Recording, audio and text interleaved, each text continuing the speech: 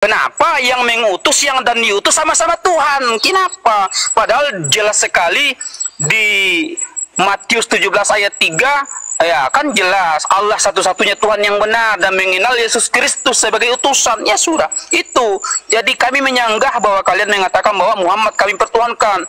Kenapa? Sudah jelas. Qul in kuntum tuhibbunallah fattabi'uni. Kalau kau mencintai Allah sebagai sesembahan, maka ikutilah Muhammad. Makanya itulah yang kami sebut sebagai sunnah. Ada namanya sunnah muakkadah, ada namanya sunnah gitu. Ini Pak Ustadz ini orangnya lomba-lompat ini. Yang dibahas apa, yang dijawab Pak Ustadz, yang saya tanyakan tadi apa? Tanya.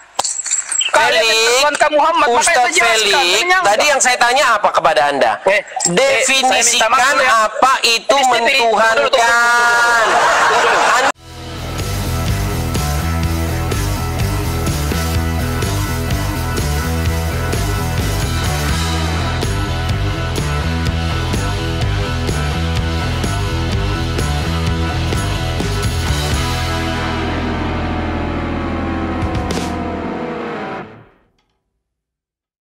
Shalom teman-teman yang Tuhan bertemu kembali dengan saya, Sang Azizah di channel Gereja YouTube. Semoga teman-teman yang sedang menyaksikan video ini tetap sehat-sehat saja ya. Amin. Di kesempatan ini saya akan mengajak kita menyaksikan video. Nah, supaya lebih jelas kita dengarkan cuplikan videonya dulu. Setelah itu, kita akan berikan tanggapan kita pada waktu dia berada di podcastnya. Mari kita simak video berikut ini. Belum sudah ada yang naik. Oke, ada Bang Felix. Muslim, Bang? Muslim. Oke, sebenarnya baru mulai sih Bang, tapi ini nggak tahu ya Bang kok ini. Bang lihat gambar yang di depan itu Bang? Iya Kak, iya lihat. Gambar apa itu Bang? Gambar manusia lah. Iya, yang ngerti gambar manusia Bang. Maksudnya, terima kasih Yusuf, makasih. Maksudnya gambar manusia itu sedang apa gitu loh? Baik, Mandek. Ini arah pemikirannya kemana lagi nih kok? Apa yang mau dibahas? Apa yang mau dibahas? Kalau Anda tidak tahu apa-apa nanti sulit. Kita ini hanya manusia biasa Bang, artinya hanya mencoba. Ngomong-ngomong ini Bang Felix ini namanya kok Felix ini? Saya pengen tahu ini sejarahnya. Bagaimana Anda bisa bernama Felix ini? Panjang Bang, nggak usah nggak apa-apa, ceritakan saja dulu, nggak masalah. Gimana ceritanya? Ya ini termasuk rahasia juga karena keberadaan saya dulu di Jakarta. Perjalanan saya ke Jakarta, Bogor, Jawa Barat. Saya di situ dikasih nama Felix. Cuman itu aja, nggak ada yang Mualaf kah? Enggak, sejak lahir Islam. Sejak lahir udah Islam. Oke, sejak lahir udah Islam. Oke, Bang. Apakah Abang ini termasuk orang yang familiar dengan Quran, sering membaca Quran atau bagaimana? Ya, namanya kitab sendiri ya otomatis dibaca, mencoba untuk dipahami itu saja. Oh, gitu. Sama-sama. Okay, jadi begini Bang, tema kita kali ini itu seputar apakah Al-Quran itu melakukan, ini pertanyaan Bang ya, apakah dia itu melakukan penjiplakan terhadap Bible, seperti itu Bang. Nah, nanti bagian yang mana tentu saja kan di sini sudah sering kita bahas ya. Kemarin itu sering membahas Lukas ya kan. Terus sekarang ini kita bahas nih di tema yang berbeda nih Bang Felix. Yaitu tentang bagaimana di dalam Bible itu ada seseorang bernama Gideon ya. Gideon ini dia merupakan seorang hakim lah ya, seorang hakim atau seorang pemimpin lah seperti itu, dimana dia ini membawa banyak sekali pasukan. Nah, lalu kemudian Tuhan itu menguji ya pasukan-pasukan itu, nanti yang berapa orang nanti yang ikut berperang melawan dia. Nah, cara mengujinya Nah, itu nanti kita bahas lebih dalam. Apakah abang tahu ini? Soalnya Muslim kan biasanya kan baca Quran bukan mau dipahami, tapi cuma dihafal-hafal aja Bang Pel gitu kan? Gimana? Apakah Anda tahu ini? Apa itu, Apakah Bang? familiar? Waduh kan? Waduh, kalau seperti ini kayaknya gimana kisah pasukannya Talut dan Jalut ini ya, Bang? Ah, mantap. Oke, kalau seperti ini kan aku agak gampang ngomongnya, Bang. Oke. Nah, baik ya, Bang ya. Jadi, kita baca saja, Bang ya. Kita baca saja. Saya sudah siapkan di sini, teman-teman ya. Tunggu dulu, Bang. Aturannya Silakan. nanti ini diskusi, kita ganti-gantian supaya lebih kesannya lebih bagus, beretika. Kita ganti-gantian yang Boleh. Tapi Abang nyalakanlah dulu kamera Bang Pelik. Saya lagi di kebun ini, tunggu dulu saya nyalakan. Tidak masalah, Bang Pelik, tidak masalah. Iya, ini nanti kalau dilihat nanti tertarik, makanya saya tidak mau pakai Nggak kamera. masalah, Bang, nggak masalah, Bang Pelik. Yang penting kita santun ya, tidak menghujat, ya kan? Wah, saya anti menghujat, saya paling tidak suka menghujat. Ya, silakan. Makanya Kamera. saya mau Oke. cari lawan debat yang tidak suka menghujat. Artinya nampakkanlah di sini bahwa kita ini beragama, beretika, Mantap. bermoral. Mantap, Bang Pelik. loh. Mantap sekali. Kayak gini aku senang nih dengar gayanya Bang Pelik. Nah, Bang Pelik, langsung ku tampilkan saja ayatnya Bang Pelik ya. Seperti Ini kayaknya tidak adil ini, Bang. Saya yang tampilkan video saya, sedang abang sendiri sembunyi, gimana coba? Boleh Bang, aku tampilkan, cuma nanti kalau aku tampilkan layarnya jadi nggak kebaca Bang, karena biar kita samain sebentar. Tapi pasti aku tampilkan wajah Bang, sebentar Bang ya, nih sebentar Bang ya. Kalau untuk lebih adilnya kan kita cari. Oh iya, oke. Nah nih, kalau seandainya aku tampilkan wajah Bang, nanti ketutup ini gambar, karena ini yang aku bacakan Bang ya. Saya mau mirip Bang Suma deh, biar tutup muka. Boleh, kayak Bang Suma. boleh, tidak masalah Bang, tidak masalah, boleh. Pakai masker, boleh Bang, boleh. Baik, kita hari ini pembuktian apakah kitab Abang Felix Al-Quran telah melakukan plagiatisme dengan keliru terhadap Bible. Nah, ini di Kejadian pasal yang ke-7. Aku bacakan ya Bang ya. Kalau atau Abang yang ingin mau baca atau saya yang baca? Bacalah. Saya di sini lagi di kebun, Saya makanya bacakan. susah ini lah. Saya bacakan, tapi tolong fokus ya Bang ya. Tolong fokus ke sini, saya bacakan. Berfirmanlah Tuhan kepada Gideon. Ingat, ini kejadiannya Gideon ya Bang ya. Terlalu banyak rakyat yang bersama-sama dengan engkau itu daripada yang kuhendaki untuk menyerahkan orang Midian ke dalam tangan mereka. Jangan-jangan orang Israel memegah-megahkan diri terhadap aku sambil berkata, tanganku sendirilah yang menyelamatkan aku. Maka sekarang, serukanlah kepada rakyat itu demikian. Siapa yang takut dan gentar, biarlah ia pulang enyah dari pegunungan Gilead. Nah, kejadiannya ini TKP-nya di pegunungan Gilead. Lalu pulanglah 22.000 orang dari rakyat itu dan tinggallah 10.000 orang. Tetapi Tuhan berfirman kepada Gideon, masih terlalu banyak rakyat. Suruhlah mereka turun minum air. Perhatikan ini Bang ya. Perhatikan, apakah bagian ini nanti dijiplak oleh Al-Quran. Suruhlah mereka turun minum air, maka aku akan menyaring mereka bagimu di sana. Siapa yang kufirmankan kepadamu, inilah orang yang akan pergi bersama-sama dengan engkau, dialah yang akan pergi bersama-sama dengan engkau. Tetapi barang siapa yang kufirmankan kepadamu, inilah orang yang tidak akan pergi bersama-sama dengan engkau, dialah yang tidak akan pergi. Lalu, sudah saya bold warna hijau tebal Bang ya. Lalu Gideon menyuruh rakyat itu turun minum air. Dan berfirmanlah Tuhan kepadanya, barang siapa yang menghirup air dengan lidahnya seperti anjing menjilat, haruslah kau kumpulkan tersendiri. Demikian juga semua orang yang berlutut minum air. Jumlah orang yang menghirup dengan membawa tangannya ke mulutnya ada 300 orang. Tetapi yang lain dari rakyat itu semuanya berlutut minum air. Lalu berfirmanlah Tuhan kepada Gideon, dengan ke-300 orang yang menghirup itu akan kuselamatkan kamu. Aku akan menyerahkan orang Midian ke dalam tanganmu, tetapi yang lain dari rakyat itu menyuruh kita untuk bersaksi palsu, berdusta? Siapa yang menyuruh kita? Kalau di dalam kerohanian, Apa yang diterangkan dalam Al-Quran surah Al-Baqarah? baik. Di dalam Al-Baqarah 249, perhatikan Bang.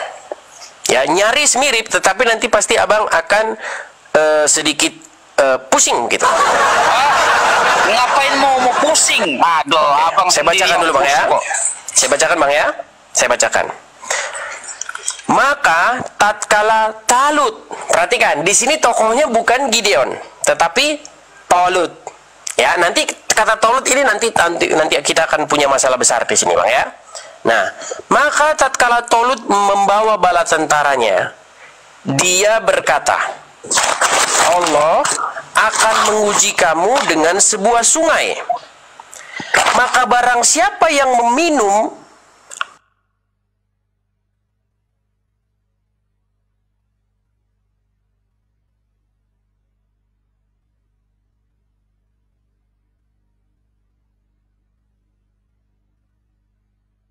Punya, ini abang ini belum apa itu sudah mau kejang-kejang.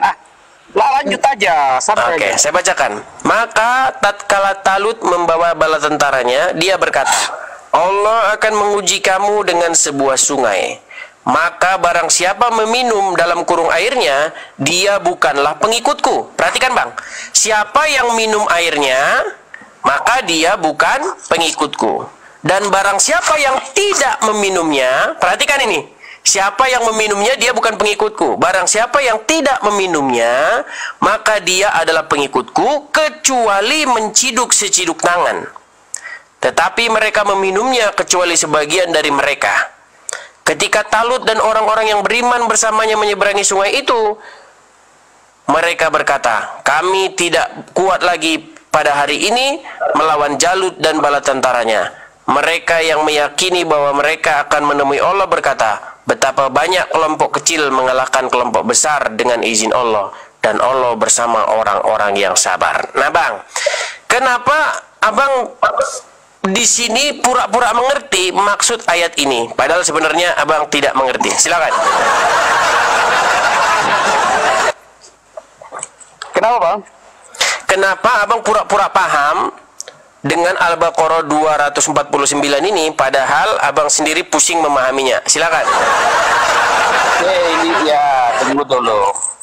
Yang pertama, kenapa antum bisa berasumsi langsung bahwa saya ini pura-pura tahu, pura-pura paham? Ini kesalahan pertama. Belum tentulah kami memahami, belum tentu. Yang namanya pelajaran, Anda pun tidak mengerti sepenuhnya tentang masalah Bible. Begitu pula dengan kami umat Islam.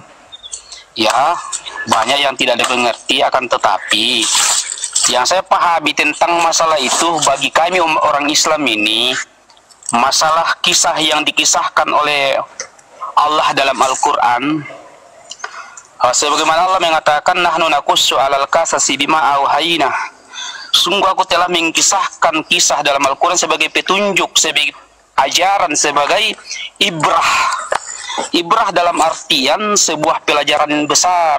Ibrah, bukan ibrah. Tunggu dulu, antum sabarlah. Silakan. Sabar.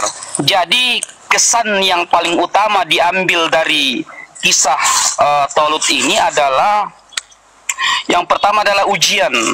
Karena pada saat itu perjalanan yang sangat panjang, pasukan pada saat itu kehausan.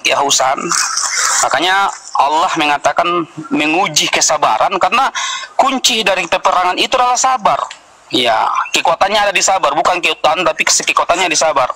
Makanya ya, ibrah pertama yang perlu diambil di situ adalah ujian kesabaran. Apakah mereka mampu bersabar hanya meminum seciduk air? Itulah ajaran pertama.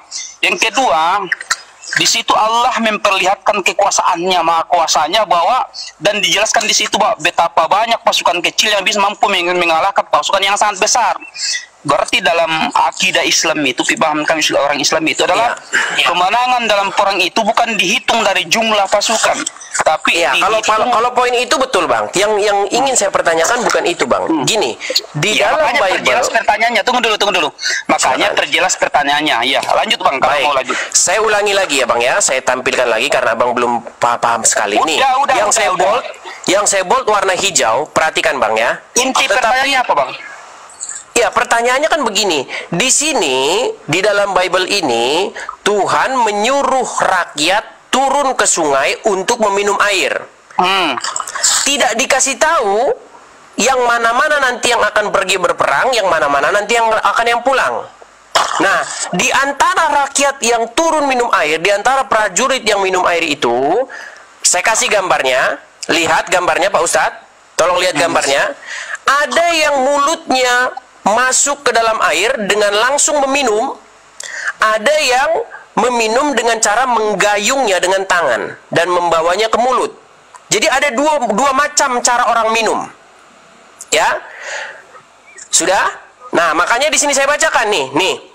Lalu Gideon menyuruh rakyat itu turun minum air, dan Tuhan berfirman kepadanya, barang siapa yang menghirup air dengan lidahnya seperti anjing menjilat, haruslah kau kumpulkan tersendiri. Demikian juga semua orang yang berlutut minum air. Nah, jumlah orang yang menghirup dengan membawa tangannya ke mulutnya ada 300 orang. Tetapi yang lain dari rakyat itu semuanya berlutut minum air. Perhatikan ayat Quran Anda. Perhatikan.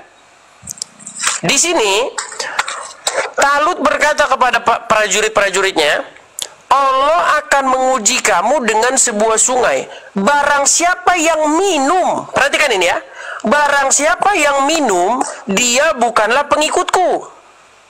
Berarti kalau minum pengikutnya enggak? Karena ada di situ kata meminum lebih dari seciduk, itu antum harus pahami itu. Coba pahami dulu kalimat yang ini. Barang siapa yang meminum airnya, dia bukanlah pengikutku. Berarti yang minum pengikutnya enggak? Nah, itu antum tidak lanjutkan teksnya. Nah, ini kan kebingungannya sudah mulai di sini nih. Saya lanjutkan ya. Barang siapa yang meminum airnya, dia bukanlah pengikutku. Dan barang siapa yang tidak meminumnya, maka kecuali menciduk dengan seciduk tangan. Sebentar, saya ulang ya. Barang siapa yang meminum airnya, pelan-pelan ya. Barang siapa yang meminum airnya, dia bukanlah pengikutku. Dan barang siapa yang tidak meminumnya, maka dia adalah pengikutku, kecuali menciduk seciduk tangan. Coba kriteria pengikutnya yang mana nih? Soalnya saya jadi bingung. Yang mana? Yang pengikutnya yang seperti apa? Tunggu dulu Bang. Antum sabar dulu, saya jelaskan. Yang pengikutnya di situ, pengikutnya Talut di situ yang dipilih oleh Allah Subhanahu wa taala sebagai pasukan pilihan adalah mereka yang meminum seciduk aja itu. Salah. Cara yang lain itu bukan. Salah. Karena di sini dikatakan gini, maka barang siapa yang meminum airnya, dia bukanlah pengikutku.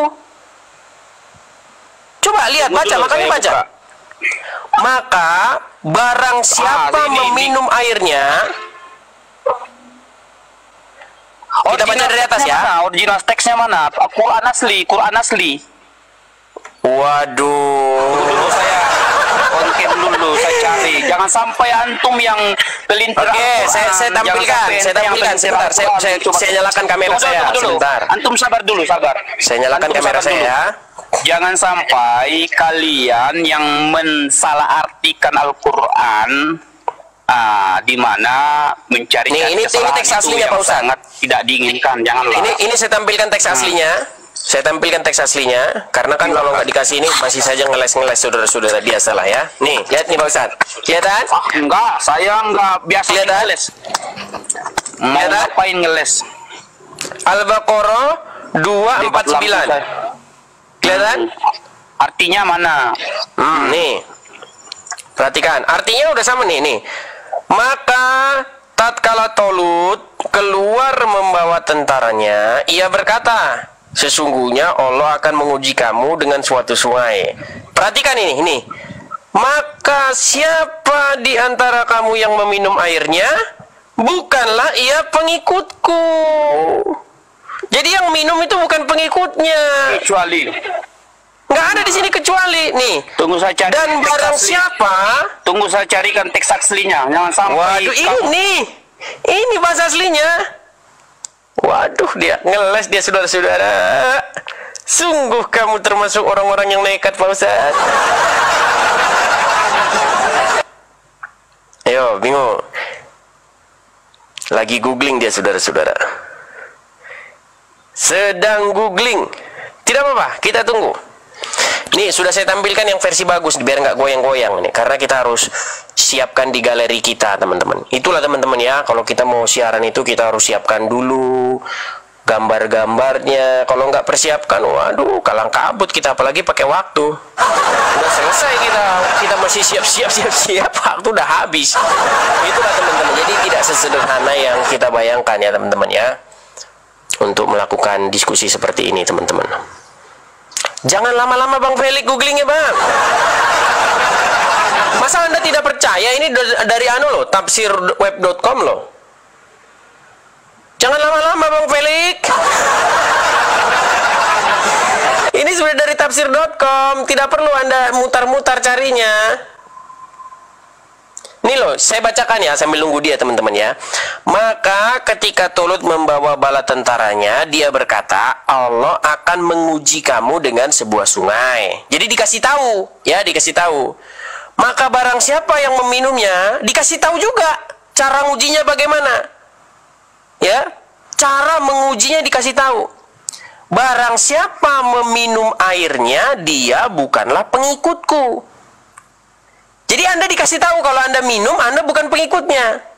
Dan barang siapa tidak meminumnya, maka dia adalah pengikutku kecuali menciduk dengan seciduk tangan.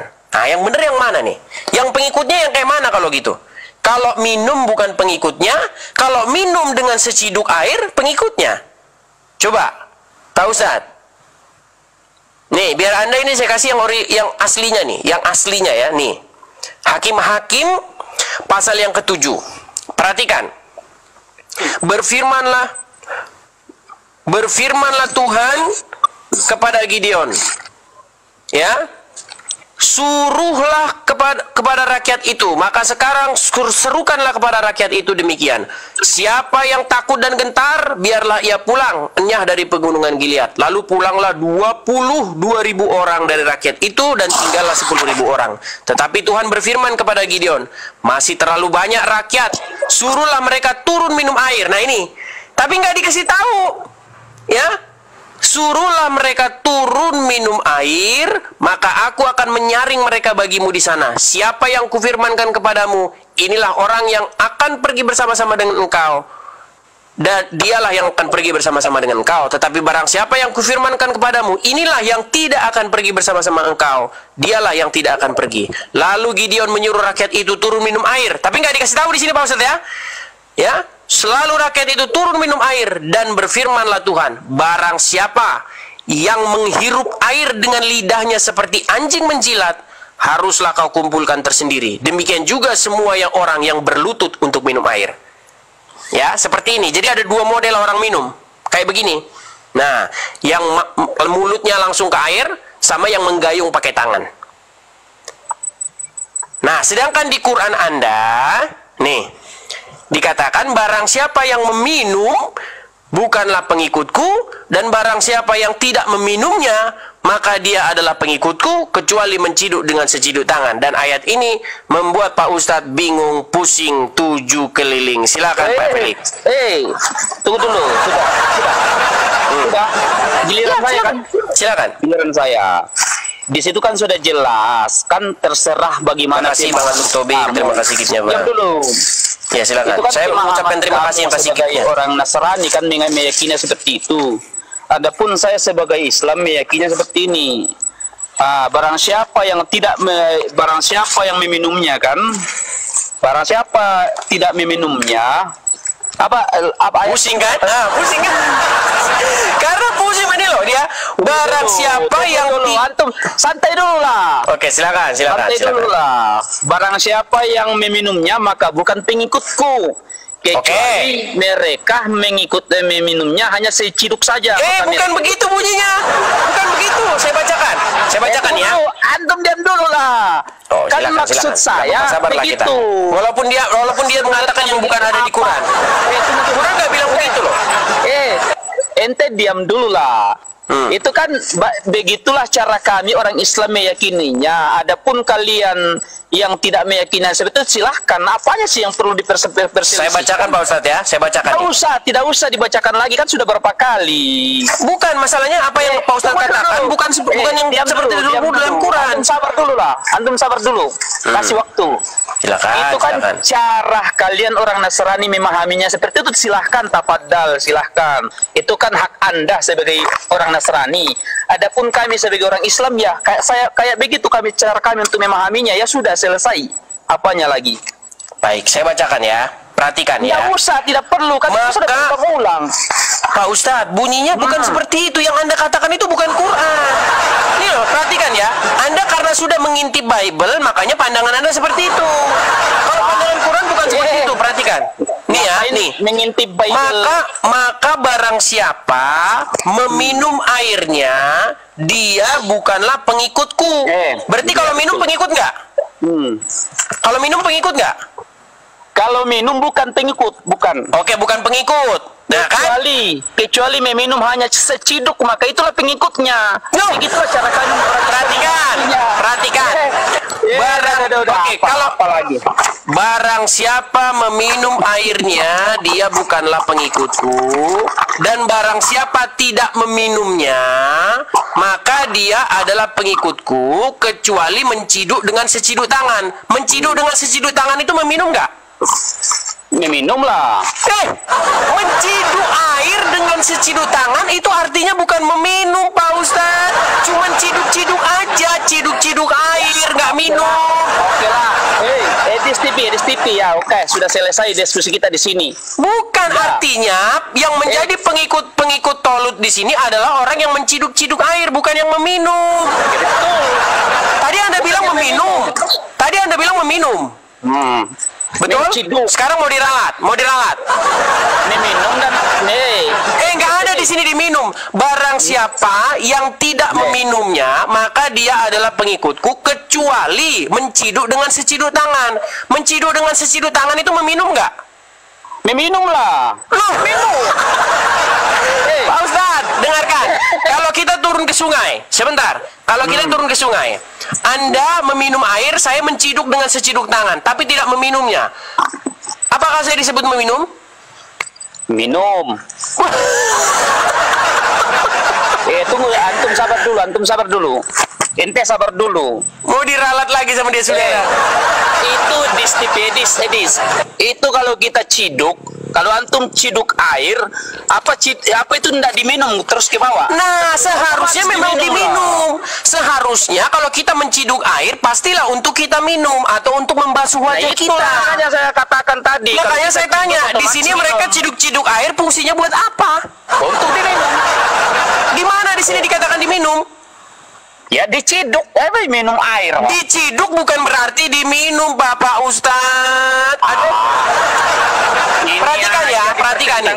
Barang siapa meminum airnya, dia bukanlah pengikutku. Berarti kalau minum bukan pengikutnya kan? Maka barang siapa yang tidak meminumnya, maka dia adalah pengikutku, kecuali menciduk seciduk dengan tangan. Nah, jadi pertanyaan, menciduk seciduk dengan tangan ini buat apa? Iseng-iseng kan gimana?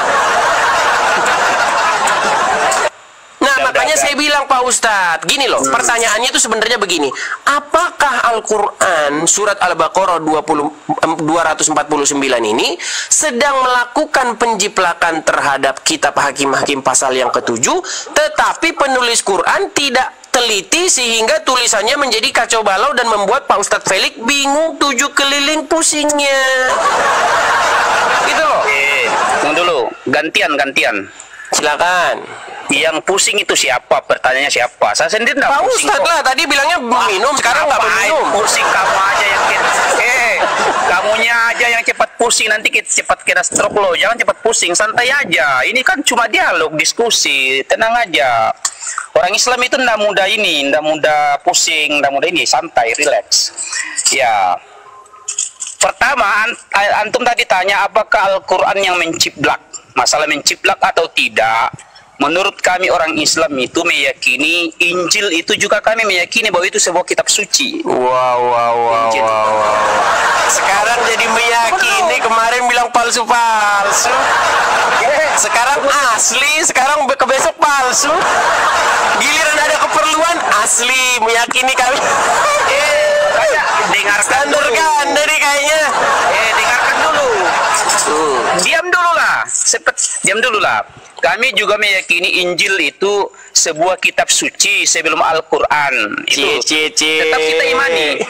Karena batal iman kami ketika kami mengingkari salah satu kitab suci dari Allah seperti Zabur, seperti Taurat. Yang kedua sama dengan Nabi Isa yang kalian sebut Makasih, Yesus. teman-teman yang kasih mawar. Itu batal iman kami kalau kami tidak meyakini bahwa Yesus itu seorang rasul. Cuma bedanya orang Kristen menjadikannya dia Tuhan, sementara kami menjadikannya dia sebagai Rasul, sebagai utusan. Makanya saya kembalikan. Tunggu dulu. Bahas Tuhan lagi. Dulu lah. Kita bahas Tuhan lagi nih, menjadikannya Tuhan lagi nih. Pers. Kamu diam dulu. Kami menganggapnya dia itu sebagai Rasul, sebagai utusan, sebagaimana dalam kitab kalian sendiri, dalam Matius 17 ayat 3. Inilah hidup yang kekal, mengenal satu-satunya Allah yang tema kita ini loh Pak Ustadz Pelik. Makasih Nobody, dan terima mengenal kasih Yesus Kristus sebagai utusan. Betul, Pak Ustadz Pelik. Tema kita ya, tema kita ini loh Pak Ustadz, lihat nih loh kamera saya ini loh, Al-Baqarah 249 melawan hakim-hakim kan pasal yang itu sifatnya ofensif, menyerang Islam. Apa salahnya Bukan kalau saya ofensif, juga menyerang kitab kalian? Makanya tadi kan saya tanya Pak Ustadz, sebenarnya ini isinya jadi bagaimana? Karena dikatakan yang bukan meminum, kalau Anda meminum berarti bukan pengikutnya, kecuali menciduk seciduk tangan.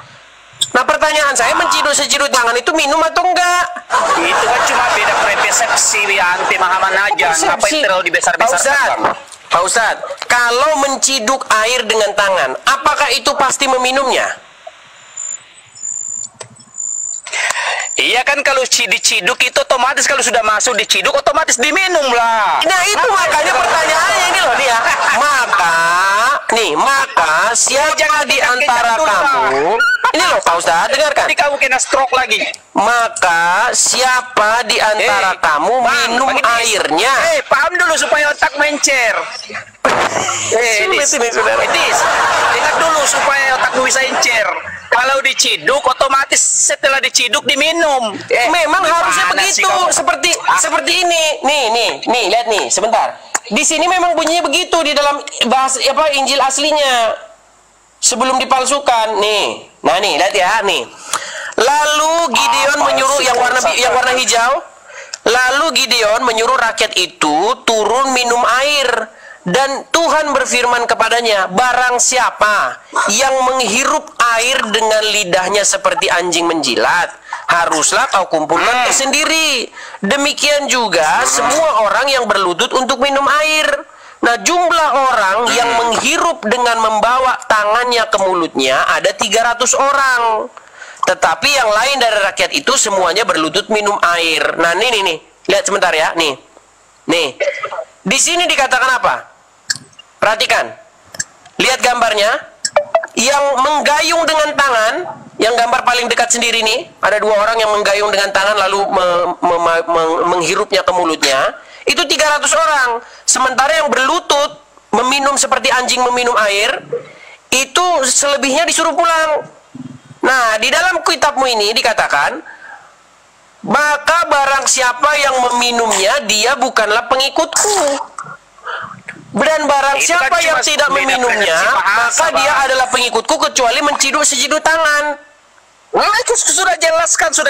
Kecuali menciduk hanya seciduk aja, itu pengikutku. Iya, menciduk seciduk tangan apakah diminum? Menciduk seciduk tangan apakah diminum? Justru ini pertanyaannya Pak Ustadz Felix. Menciduk dengan seciduk tangan itu tujuannya apa? Ente diam dulu, saya jelaskan. Ya, dengar dulu.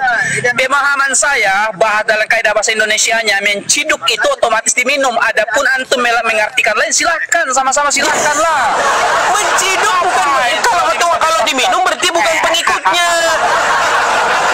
Kalau diminum berarti bukan pengikutnya. maka barang siapa yang meminum airnya dia bukanlah pengikutku. Di atas itu loh, gimana sih, aduh. Tapi ada kata kecuali di situ, kecuali meminum hanya seciduk. Ngapain? Nggak ada dikatakan kecuali meminum seciduk, kecuali menciduk dengan tangan.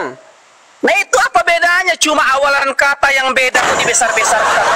Oke lah, dicek bahasa Arabnya yuk. Coba artikan satu-satu di bahasa Arabnya yuk. Yuk, Antum bisa nahan sarung enggak, karena ini tunggu dulu. Justru saya mau belajar dulu. Saya mau belajar. Antum cek bahasa Arabnya, berarti antum bisa nahan sarung. Enggak, karena setahu saya ini bahasa Arabnya kacau. Nih, coba artikan yuk. Nih. Coba artikan satu-satu, saya mau belajar dulu. Yuk, silakan. Yuk. Silakan. Antum yang artikan. Yeah. Kok tiba-tiba saya mengartikan? Katanya ahli nahwu sorob. Aduh. Katanya ahli nahwu sorob. Coba yuk. Itu dulu, dengarkan dulu. Ini cara kamu menangkap bahasa memang aneh. Saya sekarang mau belajar. Kamu tunggu dulu, diam kamu. Apakah kamu bisa nahwu sorob? Makanya saya mau belajar. Saya mau belajar. Saya mau belajar ya. Saya kan tidak bisa. Wah, apa saya bilang saya bisa? Tidak bisa, saudara. Karena ini Anda cek bahasa Arabnya, ini dengan terjemahannya nggak sama. Nih, coba. Saya tanya kamu. Saya tanya kamu. Kamu bisa bahasa Italia? Lari kemana-mana, Pak Ustadz. Aduh. Kamu ini sangat-sangat sulit, saudara. Saudara. Oke, lanjut ya, kita ke tema selanjutnya nih. Apalagi? Tema selanjutnya. Pak Ustadz, di sini kan tentang Talut, betul? Nah, Talut ini di sini dia berperang melawan Gideon, Goliat nggak? Jalut nggak? Nih ya, kalau kita baca nextnya ya, nih kita baca nextnya. Sebentar saya pencet next sebentar ya. Sebentar Pak Ustadz, biar kita ini 250-nya ya. Tema yang pertama kan sudah selesai nih. Enggak, tema dari kamu. Gimana supaya lebih pers lagi? Saya yang buka tema supaya adil. Habis ini ya. Tunggu dulu. Woi, tunggu dulu. Tema kamu kan sudah selesai supaya lebih adil. Belum selesai, masih satu lagi, masih 250-nya. Ini kan 249, 250-nya ya. Nih, di 250-nya. Sebentar, ini di 250-nya. Sebentar, ini 250-nya nih. Nih ya.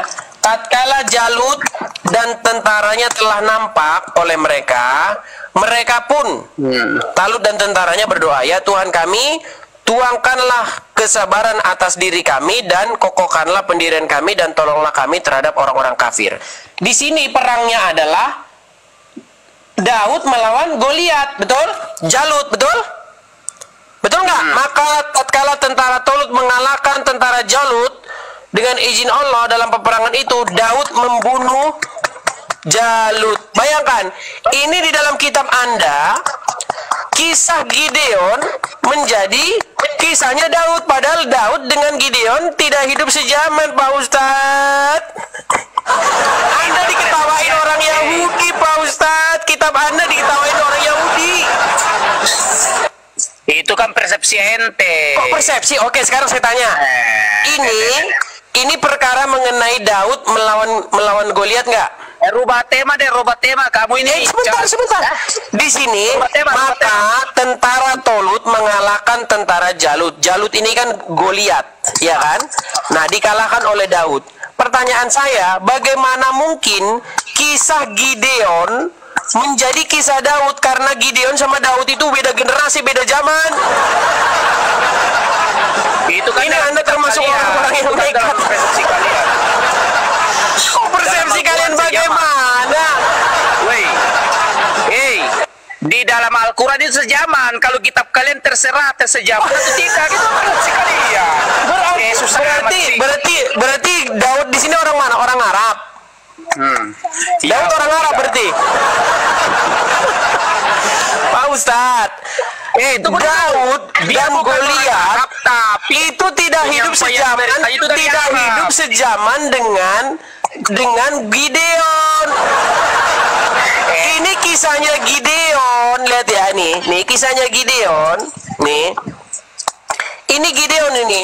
Lalu Gideon ini hidup jauh sebelum Daud. Yang salah Gimana sih adalah Anda ini? Bible yang ditulis oleh Paulus. Sungguh Paulus Anda termasuk dibekali orang-orang yang oleh nekat Paulus. ini.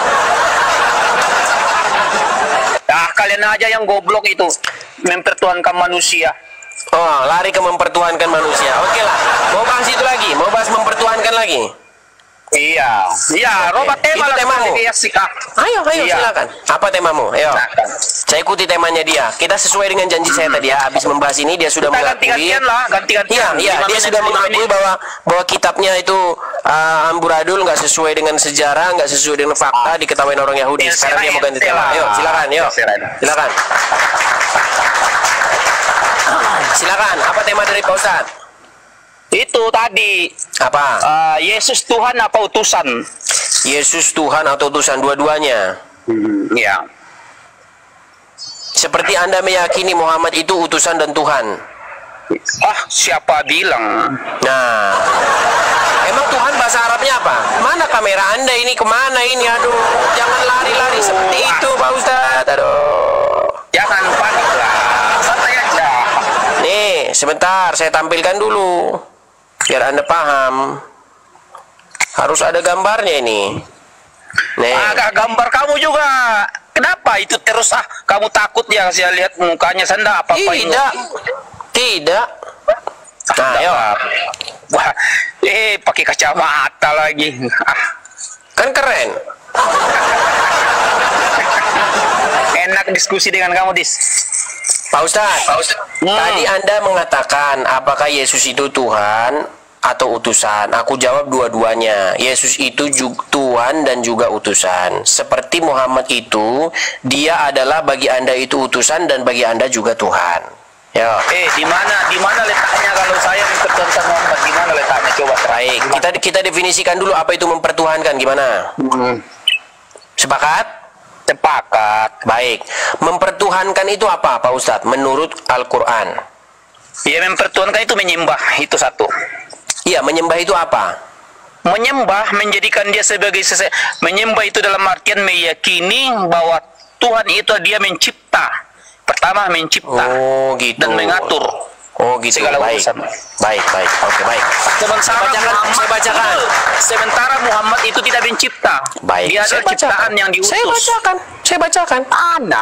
Anda salah kalau mengatakan Muhammad itu seperti itu. Salah. Anda. Sebentar ya.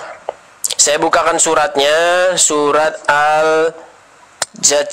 Ini surat favorit saya ini yang membuat kalian akan terpingkal-pingkal ini.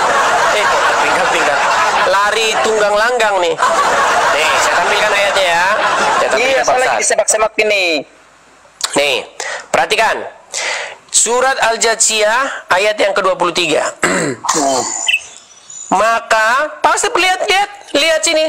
Maka, pernahkah kamu melihat orang-orang yang menjadikan hawa nafsunya sebagai Tuhannya? Perhatikan ini. Tadi Anda katakan menjadikan sesuatu sebagai Tuhannya adalah menjadikannya sebagai sang pencipta gitu. Coba, berarti orang-orang yang menjadikan hawa nafsunya sebagai Tuhannya adalah orang-orang yang membuat hawa nafsunya sebagai sang pencipta gitu. Itulah tafsirnya. Bingung. Tafsir, ralat. Pak Ustadz, dengarkan saya Pak Ustadz ya, dengarkan. Ya, lanjut. Pak Ustadz. Nanti kasih waktu saya ya, jelas. Baik, tadi kan saya tanya. Anda tak gini, kita ulang dari awal ya. Apakah Yesus itu Tuhan atau utusan? Saya jawab dua-duanya. Yesus itu Tuhan, Yesus itu utusan. Seperti Anda juga meyakini Muhammad itu Tuhan dan juga utusan. Lalu Anda mengatakan, kami tidak mentuhankan Muhammad. Nah, lalu saya tanya, memangnya mentuhankan itu apa Pak Ustadz? Mentuhankan itu menurut Anda adalah menjadikannya dia sebagai sang pencipta. Saya bilang itu definisi ngawur. Bukan itu mentuhankan. Mentuhankan itu, nih, contohnya kalimat mentuhankan. Maka pernahkah kamu melihat orang-orang yang menjadikan hawa nafsunya sebagai Tuhannya? Nah, orang yang mentuhankan hawa nafsu, menurut definisi Anda, adalah orang yang menjadikan hawa nafsu sebagai sang pencipta. Nggak nyambung. Mentuhankan itu artinya menjadikan dia menguasai, mengendalikan dirimu. Nah, jadi ketika orang mentuhankan hawa nafsunya adalah orang-orang yang menjadikan hawa nafsunya itu sebagai pengendalinya, ya, orang yang menyerahkan kepatuhan dan ketundukan kepada hawa nafsunya, orang yang dikontrol hawa nafsunya. Itu yang benar, definisi mentuhankan adalah itu, menyerahkan dirimu supaya kamu dikendalikan oleh dia. Nah, ketika kita mentuhankan Yesus, artinya kita menyerahkan diri kita supaya menjadikan Yesus itu berkuasa atas kita, mengendalikan hidup kita, mengatur hidup kita, kemana kita melangkah, kemana kita berjalan. Nah, seperti itu juga orang yang menjadikan hawa nafsu sebagai Tuhannya. Orang yang menjadikan hawa nafsu sebagai Tuhannya adalah orang yang menyerahkan dirinya supaya dirinya dikendalikan oleh hawa nafsunya. Nah, orang yang menjadikan Allah sebagai Tuhannya juga sama, yaitu orang yang menjadikan Allah sebagai sesuatu yang mengendalikan hidupnya, sebagai sesuatu yang mengatur hidupnya, sebagai sesuatu yang kepadanya dia patuh tunduk mutlak secara penuh. Ayo. Nah, sekarang pertanyaan saya sama Anda, bukankah Anda berbuat demikian kepada Muhammad? Anda harus menyerahkan kepatuhan kepada Muhammad secara penuh. Anda harus menyerahkan diri Anda supaya Anda dikendalikan oleh Muhammad, diatur oleh Muhammad. Anda belok kiri harus belok kiri, belok kanan harus belok kanan. Muhammad bilang A, Anda harus A. Anda harus patuh kepada Muhammad sebagaimana Anda patuh kepada Allah. Itulah kenapa Anda secara pengertian adalah orang yang menjadikan Muhammad sebagai Tuhanmu. Oke, silakan jawab ya. Oke, saya jawab ya. Oke, saya jawab ya. Silakan. Ya, poin pertama tadi tentang masalah Tuhan itu pencipta sementara mempertuhankan hawa nafsu. Makanya dalam surah An-Nahl. Nggak nyambung. Yang kita bahas mempertuhankan. Nah, itulah makanya saya tunggu dulu saya jelaskan. Aduh, kenapa sih ini? Anda bisa nggak sih bedakan mempertuhankan dengan Tuhan, jalan dengan menjalani? Istri dengan memperistri, bisa nggak sih Anda membedakan? Kita bahas mempertuhankan, menuhankan, menjadikannya sebagai Tuhannya. Aduh, sulit. Silakan. Gimana caranya antum bisa mengerti sementara kamu tidak mau dengar? Silakan. Baik, saya dengarkan sekarang. Ya, tapi yang nyambung. Ayo, yang nyambung yuk. Silakan. Antum menuduh kami orang Islam mempertuhankan Muhammad, ini saya sanggah. Memang fakta itu fakta. Alah, kamu diam tidak? Silakan.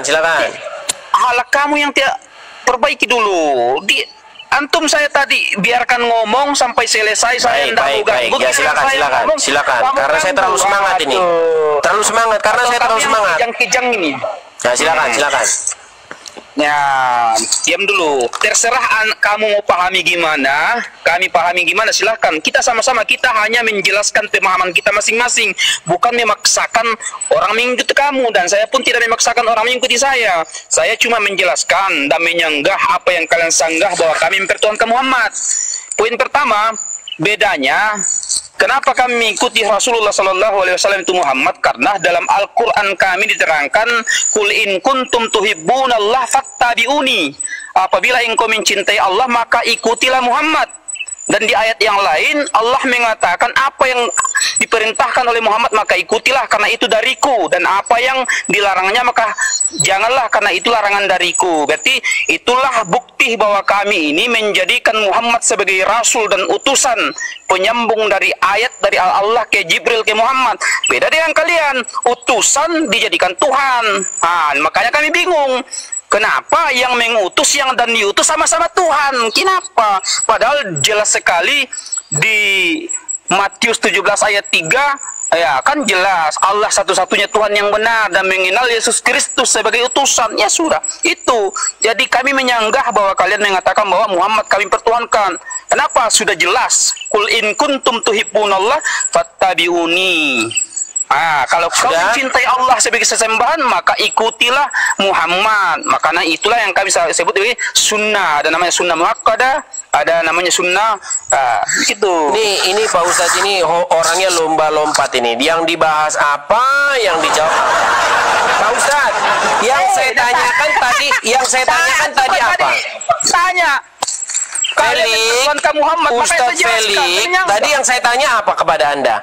Definisikan apa itu mentuhankan. Anda malah lari membahas Allah itu apa, Muhammad itu apa. Yang saya tanya dari tadi, definisikan apa itu perbuatan mentuhankan. Kok susah banget sih? Tunggu dulu. Minta maaf, ini saya mau sholat dulu, ini sudah waktu. Lari. Tidak lari. Lari, saudara-saudara, lari, saudara-saudara. Sungguh dia termasuk orang-orang yang nekat, saudara. Beda dengan kalian, boleh nggak ikutan sholat aja, sholat lari dia. Yang lari siapa? Ustadz Felix. Yang saya tanyakan tadi adalah definisi mentuhankan, bukan definisi siapa itu Allah, siapa itu Muhammad. Saya mau sholat dulu ya. Jam berapa nanti datang? Makasih Herli. Paling Makasih setengah jam ini saya sholat. Saya sholat setengah jam dulu ya. Ya udah, silakan. Ya, kalau ada yang salah minta maaf. Yang jelas sama-sama Bang Felix, sama-sama. Cuman Bang Felix, yang saya harapkan Bang Felix yang inilah konsisten lah. Jangan apa yang dibahas lari kemana-mana. Kita tanya perbuatan mentuhankan itu apa. Kita nggak tanya siapa itu Allah, siapa itu Muhammad. Nah, saudara, gereja YouTube itu tadi videonya sangat luar biasa ya saudara. Bagaimana beliau menceritakan rentetan dari apa yang dirasakannya, apa yang dialaminya, sangat luar biasa dan pastinya dahsyat. Buat saudara gereja YouTube, tolong bantu tuliskan, katakan di kolom komentar Tuhan Yesus, baik atau Yesus Maha Besar, agar kami terus semangat lagi buat konten rohani. Tolong balas di kolom komentar dengan katakan Tuhan Yesus baik atau Maha Besar, agar merespon bahwa saudara menonton atau menyimak sampai akhir video. Terima kasih saudara gereja YouTube. Itu saja mungkin video dari saya. Terima kasih, Tuhan Yesus memberkati. Selain jalannya yang jauh dan curam, terkadang kalau ada peristiwa malam hari atau ibu hamil, mereka kasihan, bingung mau diangkut pakai apa. Maka dari itu kita putuskan bersama tim untuk menggunakan channel gereja YouTube ini untuk rekan-rekan subscriber bila ingin mengambil bagian untuk pelayanan ini bisa berbagi di rekening yang tertera di atas. Ayo ambil bagian. Kami perkirakan habis sekitar 130 juta karena untuk membeli mobil dan dekorasi ambulan tersebut. Apalagi ditaruh oksigen, peralatan oksigen dan lain-lain. Kami memohon dukungan doa, dana dari Bapak Ibu, saudara-saudari penonton gereja YouTube, orang-orang baik yang rindu berdonasi dalam melakukan atau mengirimkan di nomor rekening yang tertera di bawah ini. Kami berharap Tuhan akan menolong kami dan mencukupkan kebutuhan untuk pelayanan ini. Terima kasih. Doa kami selalu menyertai saudara dan pelayanan kita bersama ini. Tuhan Yesus memberkati kita semua. Haleluya.